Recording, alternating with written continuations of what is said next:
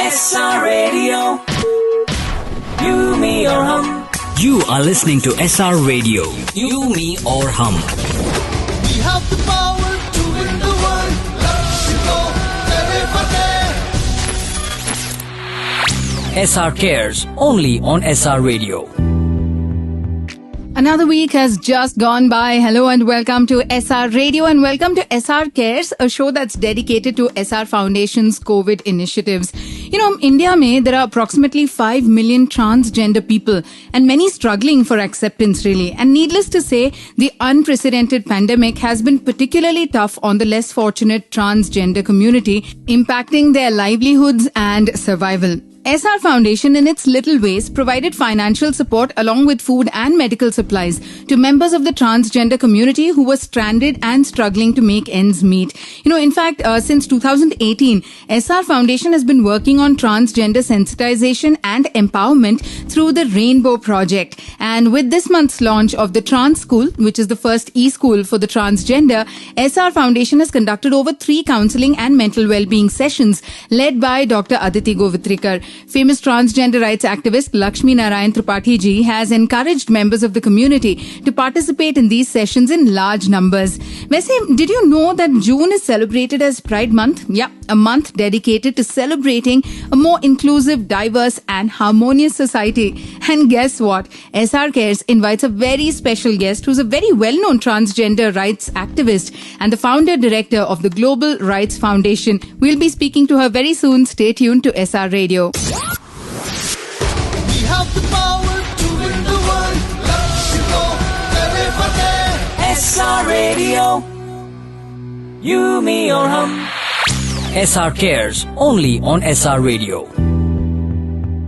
On Essar Radio, today we are dedicating the show to Essar Foundation's COVID initiatives. Yes, this is Essar Cares with me, Supriya. Now, let me tell you a little something about our special guest. She is a prominent figure in the realm of transgender activism, and recently she actually made headlines for helping over 15,000 stranded transgender community member migrants and sex workers to reach their homes safely. She's a trained Bharatnatyam dancer and a PhD holder, mind you, and she's been supporting HIV-inflicted community members inflicted by the lockdown with art, medicines and nutritious food. She's none other than Dr. Yoga Nambiar, the founder director of the Global Rights Foundation. Yoga ji, a very, very warm welcome to our show. And firstly, we want to congratulate you for the phenomenal rescue work that you have undertaken. And it is our pleasure to have you on the show today. Could you share a glimpse of, the transgender community in India today and the hardships that they're really facing, Yoga ji? Transgender Hijra community is the neglected population in our society. It's a very old Guru Shishya Parampara that we transgenders beg and train. They do basti, they do toli, badai. A lot of activities are attached with the community. But there are many people in the society who don't have support, who left their house, who were thrown out of their house. So people like them, they are very hard in their life. They don't know what love is. There are transgenders who are into sex work, who are begging. They don't have other options. The community don't have other options. Now, recently, there are many social workers, there are many organizations, NGOs, CBOs who, started supporting the community. But earlier before this NGO and activists came into picture, there were a lot of stigma, discriminations. And there are many community members who face this. Well, that really puts things in perspective there, Yoga ji. Now, could you share maybe the outreach initiatives that are undertaken by Global Rights Foundation for migrants, sex workers and the transgender community? Till today, we have supported 3,200 migrants to go back to their hometown via train, by buses and by flight. And there was this initiative, Take Me Home initiative, which was supported by Bombay IIT Law College students, Mashal.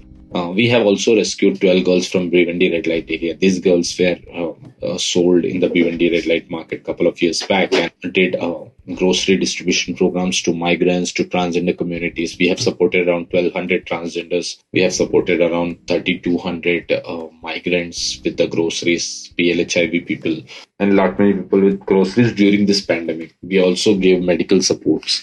We also tried to connect the PLHIVs with the coordinators of NACO, National AIDS Control Organization, and MDAX, MSEX, so that they can get their medicines on time.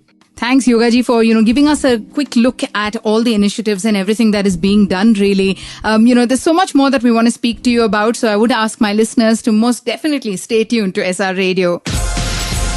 You are listening to SR Radio. We have the power to win the world. Let's go, everybody. SR Radio. You, me, or hum. SR Cares, only on SR Radio. On SR Radio today, this is the SR Cares special, a show dedicated to Essar Foundation's COVID initiatives. And today we're in conversation with none other than Dr. Yoga Nambiar, who's the founder director of the Global Rights Foundation. And she's been working very closely with the transgender community, helping them, reaching out and really understanding their problems and finding solutions for them. Yogaji, Essar Foundation's The Rainbow Project has helped in its humble ways to support the community in times of the COVID pandemic and has also started the first trans school, an e-learning platform for the transgender. We'd love to know what your views are on these initiatives.